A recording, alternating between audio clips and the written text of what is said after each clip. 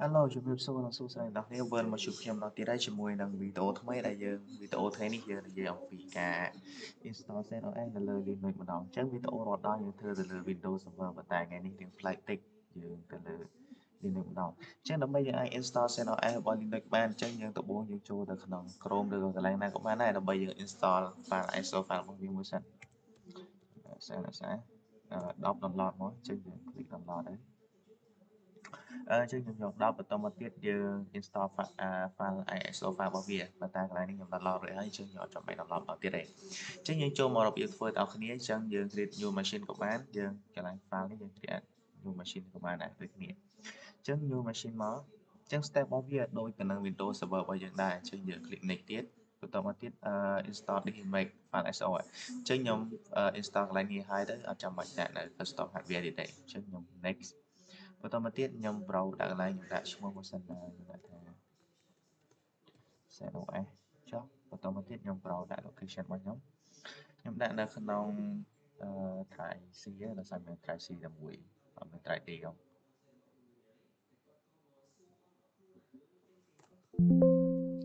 ទេ sorry ខ្ញុំ browse ម្ដងទៀតដូចជា move file ទៅណាបានមិនច្រឡំ move file បាទអូខេអញ្ចឹងខ្ញុំចាំនេះចាំកែក៏បានដែរខ្ញុំដាក់ new file ដើមមួយគ្នាដាក់ថា CentOS ចុះ next អូខេខ្ញុំ next ទៀតអញ្ចឹងខ្ញុំដាក់ store នៅក្នុង visual disk single file អញ្ចឹងយើងស្រួល move ទៅណាទៅណីអញ្ចឹងអូខេខ្ញុំដាក់ default 20GB ចុះអូខេកន្លែងនេះយើងអត់ចាំបាច់ custom hardware ក៏បានដែរដោយសារយើងដាក់ file ISO file រួចហើយខ្ញុំ custom មើលដាក់ 2G យើងអូខេអញ្ចឹងនៅកន្លែង UD អញ្ចឹងយើងបានដាក់ ISO file របស់យើងរួចហើយអញ្ចឹងខ្ញុំអត់ចាំបាច់ browse ទៀតទេអញ្ចឹងខ្ញុំ close បន្តមកទៀតខ្ញុំ finish អូខេអញ្ចឹងយើងបាន machine CentOS របស់យើងមួយអញ្ចឹងខ្ញុំ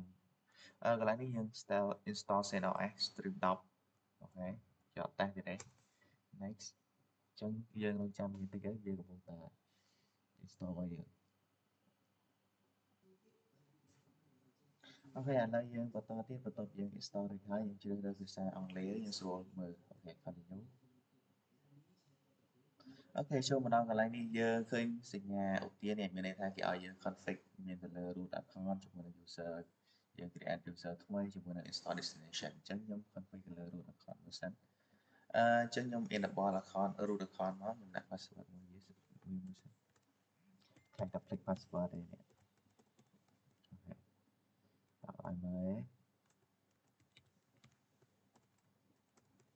អូខេអញ្ចឹងខ្ញុំ allow ឲ្យយើងអាច log in ជាមួយនឹង password អូខេខ្ញុំកាន់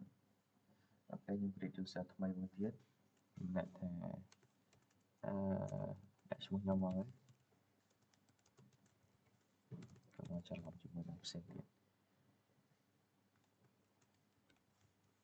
អូខេ password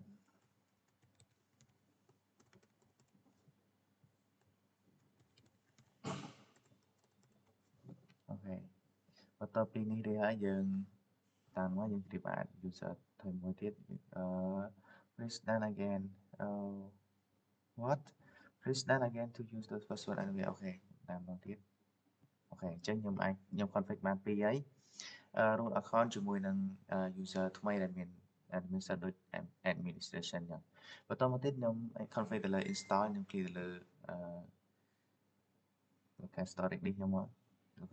disk របស់ខ្ញុំមកបន្តមកទៀតខ្ញុំដានអូខេអត់មាន deselect ចូលម្ដងទៀតកន្លែងនេះដាក់ automatic ទៅអូខេខ្ញុំដានអូខេអញ្ចឹងខ្ញុំនេះបានហើយអូខេ software selection អញ្ចឹងនៅខាងនេះយើងអាច install បានទៅលើ software with GUI យើងមាន UI នៅឲ្យមើលប៉ុន្តែខ្ញុំអត់ចង់មើល UI ពើមើលអញ្ចឹងខ្ញុំចង់ដាក់ comment line ទេអូខេខ្ញុំ click ទៅលើ server នេះមកកន្លែង additional software selection environment នេះយើងអាច install នៅពេលក្រោយបានអញ្ចឹងខ្ញុំអត់ទាន់ install ទេខ្ញុំដាក់អូខេអញ្ចឹងបន្ទាប់ពីនេះហើយយើង click ទៅលើ begin installation អញ្ចឹងអូខេអញ្ចឹងកន្លែងនេះវារៀងយូរបន្តិចដែរអញ្ចឹងចាំវាមួយផ្លែដែរចាំពេលដាក់ install ចប់ហើយអញ្ចឹងយើងជួបគ្នាវិញបន្តិចអូខេយើងបន្តទៅទៀតបន្ទាប់យើង install រួចហើយយើង complete ហើយឥឡូវយើងគ្រាន់តែ reboot system របស់វាមកទៀតអូខេអញ្ចឹងយើងរកចាំវាបន្តិចទៀតវាកំពុងតែ install បញ្ចប់ហើយយើង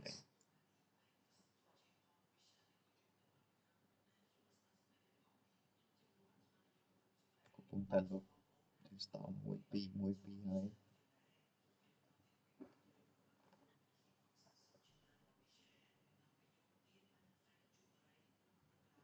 អូខេអញ្ចឹងយើងក៏ install រួចហើយរាល់ហើយនេះ install stream របស់យើងហេតុអីបើវាចេញ UI ឲ្យយើងមើលដោយសារតែយើងកន្លែងយើង install config install មកយើង install យក server អញ្ចឹងយើងមានតែ command line សុទ្ធអូខេឥឡូវបន្ទាប់ពីយើង install CentOS បានជោគជ័យហើយឥឡូវយើងក៏បានវីដេអូរបស់យើងក៏បានមកដល់ទីបញ្ចប់ហើយណាអរគុណដល់អ្នកសម្រាប់ការមើលវីដេអូនេះអរគុណជម្រាបលា